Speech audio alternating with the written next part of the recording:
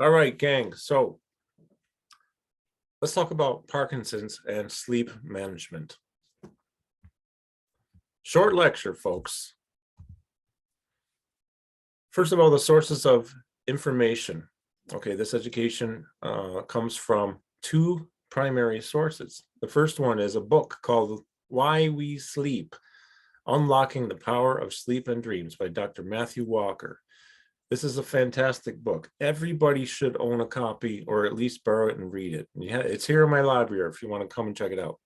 Right, so get that book, one of the best books ever. Also, the rest comes from mostly Dr. Andrew Huberman, research from Stanford University in the Huberman podcast. If you haven't checked it out, be sure to check it out. It's my favorite podcast of all. The importance of sleep. Well, this is a very short list of why sleep is so important, but the amount of sleep that you get and the quality of sleep has a direct correlation to a number of vital factors, including longevity, right? How long you live, your overall quality of health, brain function, energy levels, quality of performance in all arenas, your quality of life, and of course, it can also help to manage disease symptoms. The good news, folks, is that this is not only for people with Parkinson's. The information here about managing sleep is for all people, all people. All right. Sleep and sleep challenges. We know that people living with Parkinson's oftentimes experience sleep challenges. In fact, generally speaking, in our society, many people have problems with sleep, quality of sleep, how long they sleep, how deep they sleep. Falling asleep, staying asleep, deep and restorative sleep can oftentimes be issues. So we want to reset your sleep-wake cycle. Right, the sleep-wake cycle. This is defined as this cycle refers to the 24-hour daily sleep pattern, which consists of approximately 16 hours of daytime wakefulness and 8 hours of nighttime sleep. All right, so that is our sleep-wake cycle. When I say, by the way, that this information applies to all people, it does, except for in the rare case where somebody may be blind. We're talking a different management of sleep. Contact me if you want information on that. And somebody who works different type of hours, like especially a night shift. Okay, we have information to help you there, but we're going to just talk about the regular, let's say the general population that tends to sleep more at night, get up in the morning, go out throughout the day, go to sleep at night, and repeat. Okay. We want to program your brain for quality sleep. Step one, here's what it is. And this is not rocket science, folks. This is direct from the sources I told you about. It might sound a little off to some people, like this can't be true, all right? But this is research from Stanford, from Dr. Matthew Walker, and here's what they say to do. It's a two-step process. Step number one, upon waking, go outside. Okay, instead of looking through a window, go outside and look up at the sky for 1 to 2 minutes or more if you wish. And as always, do not look directly at the sun. We also want to know, and need to know, I should say, it's important to realize that the eyes are part of the brain. And the retina has cells that are designed to detect sunlight. These cells primarily reside in the lower half of the retina. Now, because of the location of these cells in the retina, they are continually sensing light or lack of light from above. They are viewing our upper visual field. Okay, so step one, I repeat, go outside, not looking through a window. Look up at the sky for 1 to 2 minutes or more if you wish. Once these cells detect light from above, they trigger the brain into kicking in the wake cycle. This creates the production of cortisol. Cortisol is needed, okay? We wouldn't be alive without it. And it starts an internal clock within your body.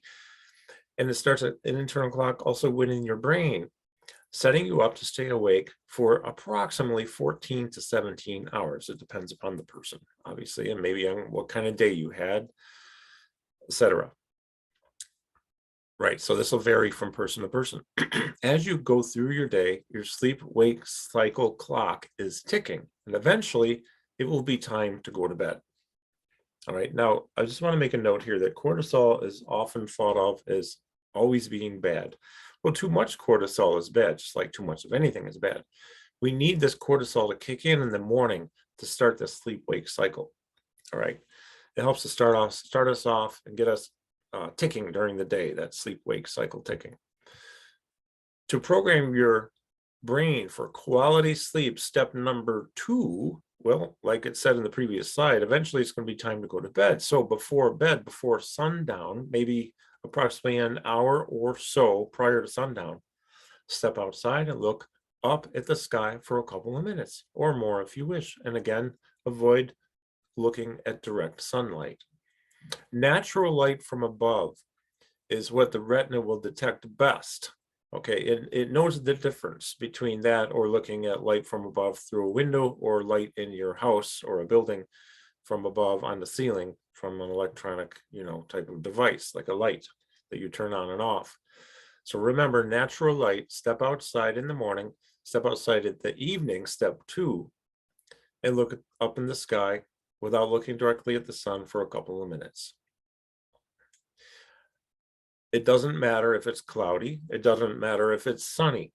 You want to take in natural light from above. Viewing natural light from above before sundown triggers the brain to produce melatonin, a hormone that helps us get to sleep. So this simple sleep-wake cycle process can be a game changer for those who have difficulty sleeping. I've had a lot of our patients and clients use this, and in my teachings around the world when I travel, we've had people do this. Many people have realized very good or great success in setting up a basically a better quality of sleep. So it's working well. All right, so let's move on with that. That's it. That's all I got to do. Now, there are important considerations that I want you to think about here. Okay, so after going to sleep at night, it's important to avoid bright light. For example, perhaps you need to use the bathroom. If you feel safe walking in the dark and have the ability to navigate to the bathroom without tripping or falling, walk in the dark or place a very dim light, maybe a night light and an outlet down near the floor, so lower in your horizon. All right. Now, this comes from Huberman, particularly in Stanford. We especially want to avoid this light from above between the hours of 11 p.m. and 4 a.m. Very important to avoid light during those times. Exposure to bright light from above during these hours are likely to trigger your wake cycle, causing difficulty getting back to sleep, such as like turning on overhead light in a hallway, bedroom, or bathroom. This can trigger the wake cycle prematurely, and you may not be able to get back to sleep. That can be very frustrating. Been there, don't like it, okay? Looking at your phone, your tablet, or computer may also prematurely trigger the wake cycle. So do your best to practice the process outlined in the previous slides. This may be the answer to better sleep for you. That concludes this lecture. I thank you for joining me.